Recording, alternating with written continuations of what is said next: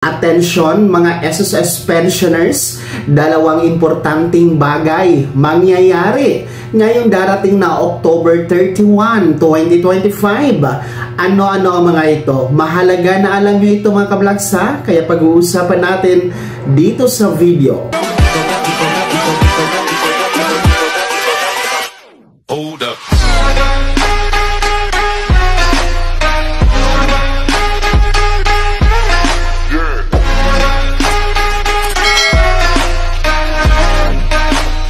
Hello mga ka-vlogs! Welcome dito sa aking YouTube channel. Magandang araw po sa lahat ng mga manonood.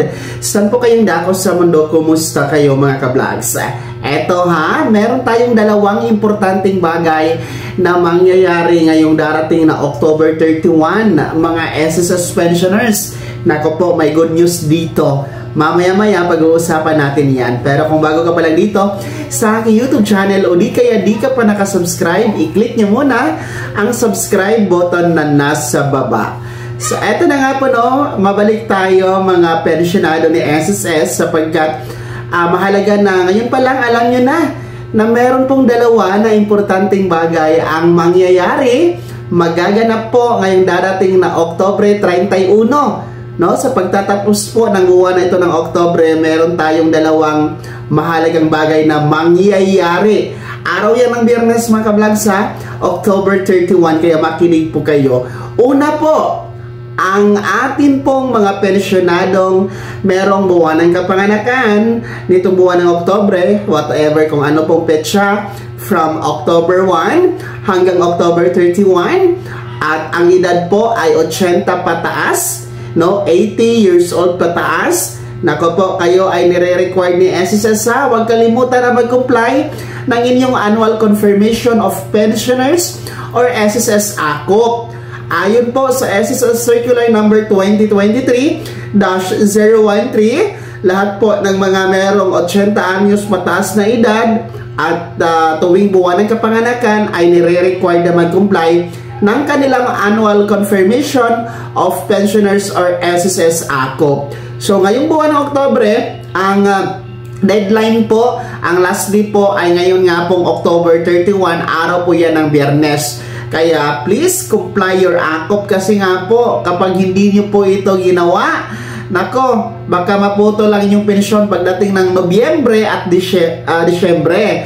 No, ayaw nating mangyari yan kasi December pa naman ang bonus ninyo, ang 13th month. Naku po, alalahanin nyo yan. Kung hindi kayo mag-comply ng AKOP ngayon, baka wala talaga kayong matanggap na pension by December, and yung bonus ninyo, baka next year nyo na ito matatanggap mga ka-vlogs. Kaya huwag matigas ang ulo ha. Please comply your AKOP. Bisita na agad sa pinakamalapit na SSS branch na andyan sa inyong lugar mga ka-vlogs, no? Pwede tayong mag-walk-in and available naman po sa ating mga branches ang AKOP na form. Fill up agad kayo para wala nang problema, no? Huwag nyo nang paabutin ba ang October 31, no? Huwag na magpaabot sa deadline para siguradong makomply at hindi ito makaligtaan mga ka-vlogs.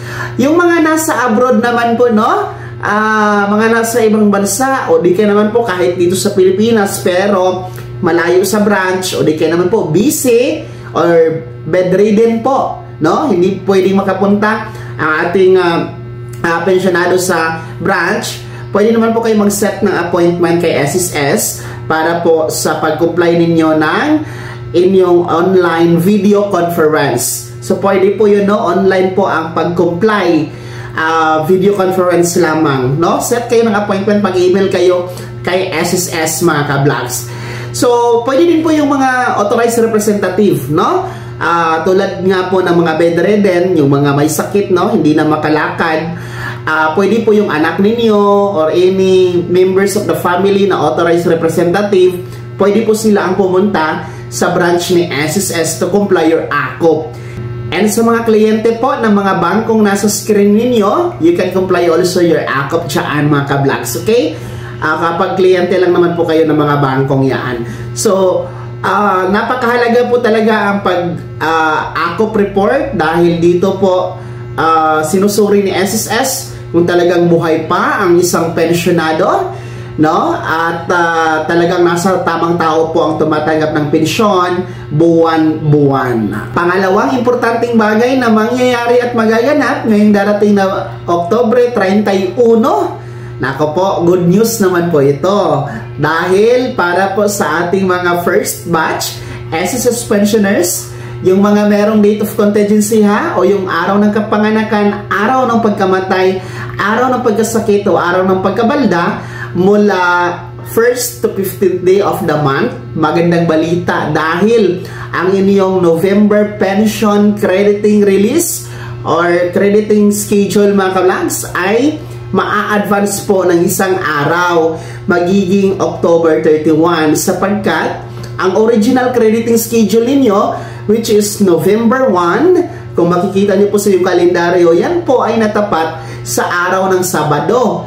Aside from that, ang November 1 ay undas po yan, araw ng mga patay. Kaya nga po, ayon sa isang SSS circular, na kapag natapat ang pension crediting schedule sa weekend, Sabado, Linggo, o di kailan po holiday, ang mangyayari dyan i-aatras sa pinaka-last working day ni SSS. At yan nga po ang October 31.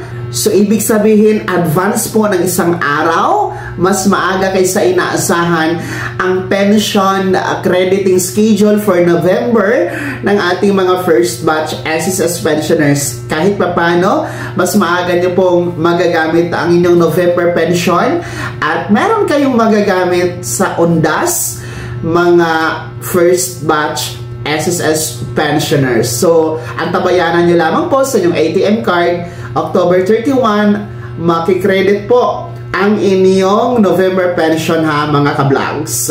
At yan po ang dalawang importanteng bagay na dapat ninyong tandaan. Ito po'y mangyayari ngayong October 31, 2025. Araw po yan ng Biyernes. Pagtatapos ito buwan ng Oktobre. Uulitin ko, una, deadline po yan, no, ng ating pag-comply ng Annual Confirmation of Pensioners or SSS AKOP para sa mga merong edad na 80 pataas at merong buwan ng kapanganakan nitong Oktobre mga kablogs.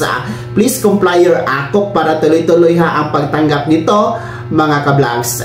Pangalawang importanteng bagay ngayong October 31, good news, magaganap po ang advance pension crediting schedule for November pension ng ating mga first batch SSS pensioners. Kaya naman mga SSS pensioners, ano po ang inyong komento at reaksyon sa balitang ito?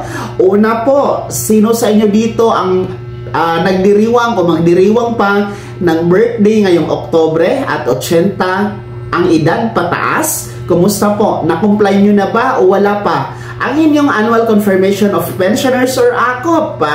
Pangalawa, sino sa inyo dito ang kabilang sa first batch SSS pensioners? Excited na po ba kayo? Kayo ba'y natutuwa sa advanced pension crediting for November na ngayong magaganap Oktubre 31? Lahat ng yan ha, ibahagi nyo po sa comment section na nasa baba. Pakilakip ng buong pangalan at kung taga saan kayo. Nais ko lang po mag-shoutout sa ating mga viewers from Bulacan, in Siquijor, in Bohol, in Tacloban, sa Leyte, sa Rizal. Hello po sa inyo dyan. Zambales, Cagayan, dyan sa Benguet, no? Zamboanga del Sur, Zamboanga Sibugay, in Surigao, no? Shoutout po sa inyong lahat dyan. Dahil alam ko maraming nagpapa-shoutout, no? Nababasa ko mga kablangs, pero hindi ko lang talaga maisa-isa sa dami ninyo. Kaya kumusta na lang po kayo dyan ha. Maraming salamat po sa walang sawang panonood at pagtitiwala ng ating mga balitang ina-upload dito sa ating YouTube channel. Bago ko magtapos sa video na to, kung gusto niyo pong sumuporta sa aking YouTube channel, maaari niyo pong i-click ang ating super thanks button na nasa baba. At kung gusto niyo pong maging miyembro dito sa aking channel, pwede, click niyo po ang ating join button. Maraming perks dyan mga ka-vlogs.